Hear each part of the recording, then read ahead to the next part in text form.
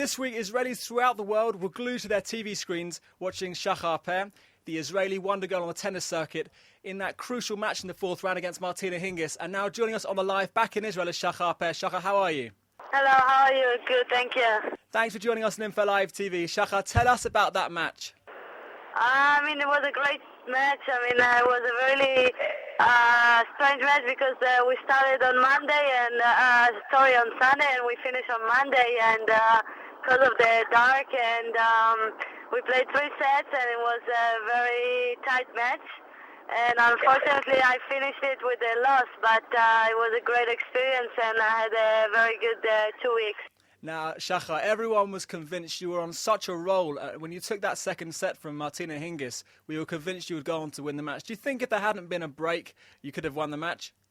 It could be. You never know. Tennis is tennis, and sport is sport. Everything can change, and but I'm sure the momentum was with me, and I was a little bit unlucky with the dark, but that's tennis and that's sport, and for next time I have to learn from it. Right, well, you used the word unlucky. You know, in 4 years, you've jumped over 850 places in the world ranks. It's nothing short of remarkable. Tell us, what are you putting in your chicken soup? What's going right for you? I have the last 2 years in the tour is unbelievable for me.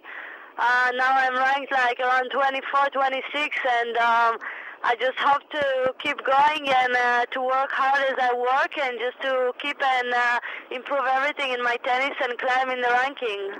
Well, we're very proud of you over here. Now tell us, Shahar, what was the support like in Paris? Was there a lot of Israeli support for you there? A lot of Jewish came, and a lot of Israeli people came and support me with flags and were shouting in my match, and it was really nice. And I think against even Dementieva, most of the crowd was with me, and with Hingis, I guess it was even, but it was very excited. What goes through your mind when you're playing a tie-break point or you're playing a really tough point? What goes through your mind? Just to be there and to play the best, and just to hit the ball as best as I can, and not to push, and just to be there every shot and try to do my best. Do you feel like an ambassador for Israel on the tennis circuit? For now, I have the best results from the women's side of the Israeli tennis, and if everybody feels like this, it's really warm. It makes me really warm, and I think it's a very nice thing. Now, Shahar, maybe you have a bit of an identity crisis. You go from the green of the tennis lawn to the green of the IDF. Are you going back to your base now? I go to the army now when I go back. I'm now at home, and tomorrow I have to go to the army. So is that some sort of identity crisis for you? How do you deal with that? I have to go every day when I'm at home for a few hours and do my jobs. There are the office jobs, and it's for 2 years. And do the other players on the world circuit ask you ever about your life as a soldier? Yeah, a lot of people ask me, a lot of players, a lot of media ask me, and they're really interesting about it. What's next for you? Where are you off to next on the tennis scene?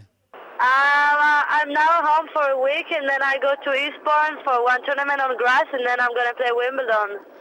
Wow, listen, I'm an Englishman, and I grew up in Wimbledon, and I'm hoping to see you in the final with the Israeli flag. What do you say? I hope so too. Well, listen, we wish you all the best of luck. Info Live TV is right behind you all the way, and maybe when you get to Wimbledon, we'll speak to you again. What do you say?